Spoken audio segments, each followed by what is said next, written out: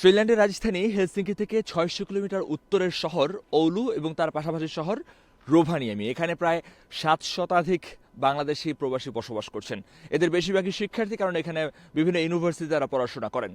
তবে মজার বিষয় হচ্ছে, এবার জীবনের প্রথমবার এই শিক্ষার্থীরা পোস্টাল ব্যালটের মাধ্যমে নিজেদের ভোটাধিকার প্রয়োগ করতে পারছেন।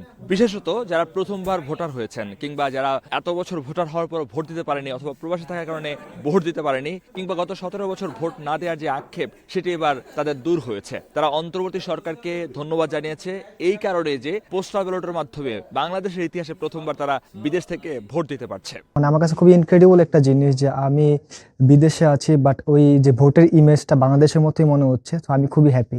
এর মাধ্যমে আমরা নতুন সরকার কে আসবে, কে আমাদের পরবর্তী সরকার পরিচালনা করবে, আমরা একটা গঠনমূলক এবং সুষ্ঠু মতামত জানাতে পারছি। প্রবাসী বাংলাদেশিদের ভিতরে ভোট নিয়ে খুবই একটা আনন্দ ঘন পরিবেশ লক্ষ্য করা যাচ্ছে, কারণ প্রথমবারের মতো তারা বিদেশের মাটি থেকে বাংলাদেশের নির্বাচনে অংশগ্রহণ করতে পারছে। এখানকার কমিউনিটি খুবই ছোট, দু একটি সংগঠন এখানে পরিচালিত হয়। এই সংগঠনগুলোর মাধ্যমে তারা এখানে প্রচারণা চালিয়েছে এবং মানুষের মধ্যে রেজিস্ট্রেশন থেকে শুরু করে পোস্টাল ব্যালটে ভোট দান পর্যন্ত সমগ্র প্রক্রিয়া তারা সহায়তা করেছে। পোস্টাল ব্যালটের কারণে যে আমরা যেটা অংশীদার হতে পারতেছি বাংলাদেশের যে পরবর্তী পরিবর্তনের জন্য, যে নিজের যে অভিমতটা ব্যক্ত করতে পারতেছি, এটাই আমার কাছে মনে হয় যে অনেক বড় বিষয়। পোস্টাল ব্যালটের মাধ্যমে দেশের বাইরে থেকে প্রথমবার ভোট দিলাম, এটা এক নতুন অভিজ্ঞতা।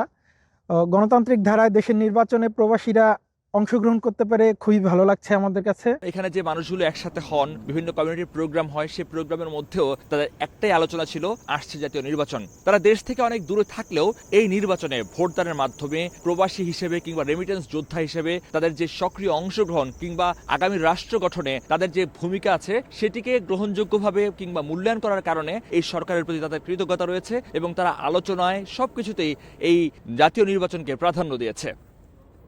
হেলসিঙ্কি ছাড়া অন্যান্য শহরগুলোতে যে উৎসব উদ্দীপনা লক্ষ্য করেছি, এই উত্তরের শহরগুলোতে অনেক বেশি ঠান্ডা শীত থাকে। তার মধ্যে মানুষগুলো একসাথে হয়ে বাংলাদেশের জাতীয় নির্বাচনের যে আমেজ, তার মধ্যে একটি আলাদা উত্তাপ ছড়িয়েছে। মহিউদ্দিন মধু, সময় সংবাদ, ফিনল্যান্ড।